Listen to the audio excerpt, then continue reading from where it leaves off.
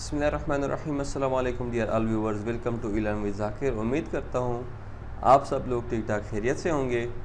आज का हमारा टॉपिक है types of bacterial culture media, कि बैक्टीरियल कल्चर मीडिया में हम कौन कौन से टाइप्स हैं और किस किस मकसद के लिए वो हम इस्तेमाल कर सकते हैं।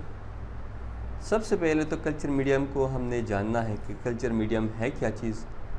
कल्चर मीडियम ये ऐसी चीज़ है, ऐसा सब्सटेंस है, ऐसा इन्वायरमेंट है जो कि बैक्टीरिया या किसी भी माइक्रोब उसकी ग्रोथ को इन्हेंस करता है, उसको सपोर्ट करता है और उसको सरवाइव करने में मदद देता है।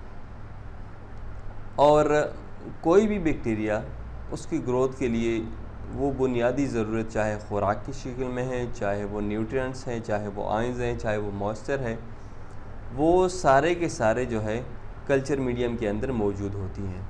इसके अलावा बैक्टीरिया के प्रॉपर ग्रोथ के लिए, उसकी प्रॉपर सपोर्ट के लिए, उसकी प्रॉपर सर्वाइवल के लिए आपने उसके लिए एटमॉस्फेयर प्रॉपर देना है और उसका टेम्परेचर जो रिक्वायर्ड टेम्परेचर है, मुनासिब टेम्परेचर है, वो आपने उसको प्रोवाइड करना है। और सबसे एक और ज़रूरी बात यह है कि प्रॉपर टाइम भी आपने उसको देना है कि एक बैक्टीरिया कितने टाइम के अंदर वो अपने ग्रोथ को बढ़ाती है, और यानी एक बैक्टीरिया कितने टाइम में 1 से 2, 2 से 4, 4 से 8 जो है वो डबलिंग टाइम, तो उसको भी आपने देखना है कि कौन से बैक्टीरिया को कितने टाइम के लिए आपने रखना है। सबसे पहला जो टाइप है वो है basic medium. Basic culture media जो है ये सबसे सिंपलेस्ट कल्चर मीडिया होता है, जिसमें बुनियादी जो न्यूट्रिएंट्स या खुराक की ज़रूरियात बैक्टीरिया के लिए उसमें होती हैं। और ये जो बेसिक मीडियम है मोस्टली मुख्तलिफ़ किस्म के मीडिया की तैयारी के लिए इस्तेमाल होता है। फॉर एग्ज़ाम्पल इससे हम इनरिच्ड मीडिया वो बना सकते हैं। इसके अलावा अगर हमने बैक्टीरिया को प्रिज़र्व रखना है, अगर हमने बैक्टीरिया को स्टोर करना है, उसको ज़्यादा अर्से तक उसको महफूज रखना है, तो हम उसके स्टॉक कल्चर बना सकते हैं। इसके अलावा अगर हमने बैक्टीरिया को आइडेंटिफाई करना है या उसके ऊपर और सीरोलॉजिकल आइडेंटिफिकेशन या मज़ीद उसके ऊपर टेस्ट करने हैं, तो इस बेसिक मीडियम के अंदर जो है हम बैक्टीरिया को सब कल्चर कर सकते हैं कि एक दफ़ा बैक्टीरिया का जो ख़ास मीडिया है उसके ऊपर उसकी ग्रोथ आई, फिर एक स्पेसिफ़िक टाइप ऑफ बैक्टीरिया जो हमें रिक्वायर्ड है, हम उसको इस बेसिक कल्चर मीडिया के ऊपर ग्रो करते हैं। इसकी एग्जांपल है न्यूट्रिएंट एगर और न्यूट्रिएंट ब्रॉथ। एगर हमारे पास सॉलिड या सेमी सॉलिड मीडियम है और ब्रॉथ जो है वो लिक्विड मीडियम है। Second type of media that is selective media. Selective media हमारे पास वो मीडिया होता है जिसमें हम किसी ख़ास ऑर्गेनिज़म को, उसकी ग्रोथ को इन्हेंस करते हैं और बाकी जितने ऑर्गेनिज़म्स हैं उनकी ग्रोथ को हम स्टॉप करते हैं या उनको मिनिमाइज़ करने की या उनको इनहिबिट करने की कोशिश करते हैं। ठीक है। For example with the help of bile salts, with the help of chemicals, with the help of different dyes, with the help of different antibiotics. So मुख्तलिफ़ चीज़ें हम इस्तेमाल करके हम किसी भी कल्चर मीडियम को सेलेक्टिव बना सकते हैं। ठीक है। और ये सेलेक्टिव मीडियम हम ज़्यादातर उस वक्त इस्तेमाल करते हैं जब कोई भी बैक्टीरियोलॉजिकल सैंपल वो नॉर्मल फ्लोरा वाले लोकेशन से आ जाए, ऐसे लोकेशन से आ जाए जहाँ पर नॉर्मल बैक्टीरिया मौजूद है, तो इसके लिए हम सेलेक्टिव मीडिया इस्तेमाल करते हैं। ठीक है। इसके अलावा सेलेक्टिव मीडिया को हम मुख्तलिफ़ कंडीशंस चेंज करके उसके ज़रिए भी हम उसको सेलेक्टिव बना सकते हैं। फॉर एग्ज़ाम्पल सूडोमोनास एरिजिनोसा है, वो हमारे पास कम्प्लीटली एरोब माइक्रोब है। ठीक है। उसको हमेशा ऑक्सीजन की ज़रूरत होती है। तो अगर हमने सूडोमोनास को ग्रो करना है, ठीक है, तो हमने कम्प्लीटली उसको एरोबिक इन्वायरमेंट देना है।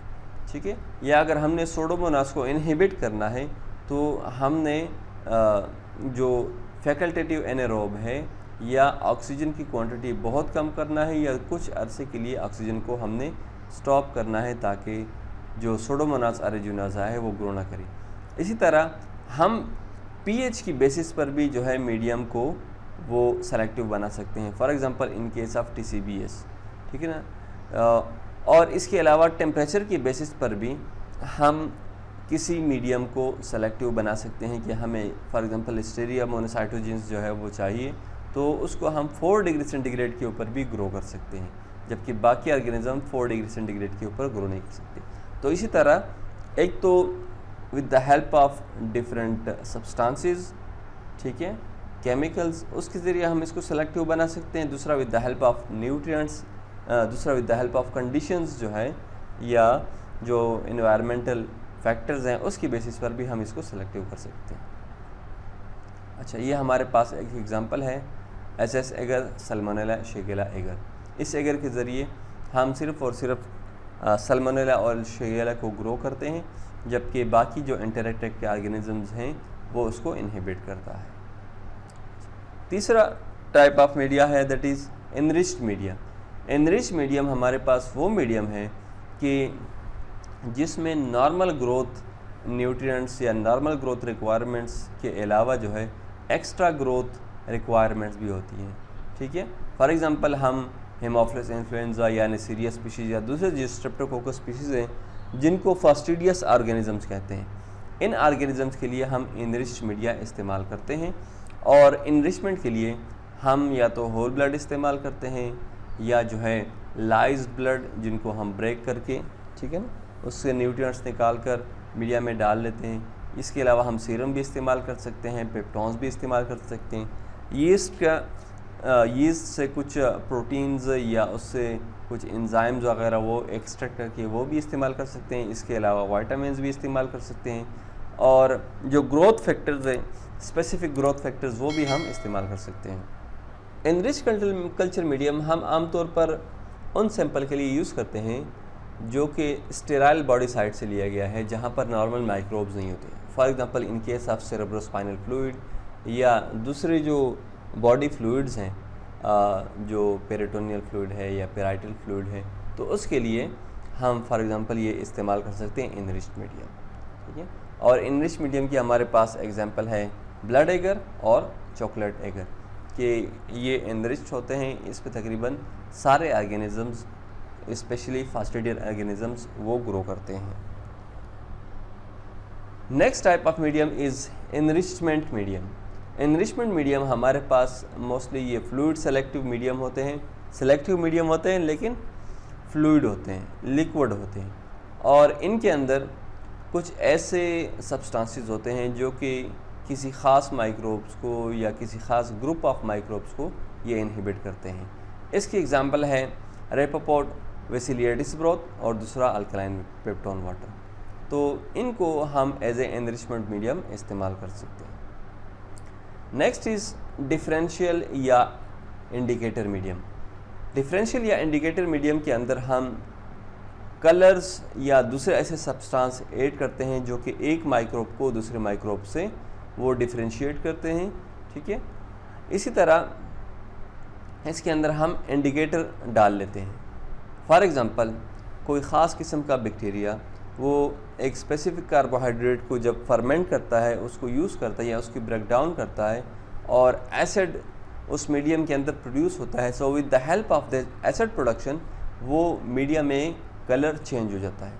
इसके एग्जांपल एक है मैकॉनकी एगर और दूसरा है क्लेड एगर। ये दोनों रूटीन के अंदर इस्तेमाल होने वाली डिफरेंशियल या इंडिकेटर मीडियम है कि जो ऊपर वाला रेडिश कलर का जो मीडियम है वो मैकॉनकी एगर है, उसके अंदर इंडिकेटर होता है न्यूट्रल रेड।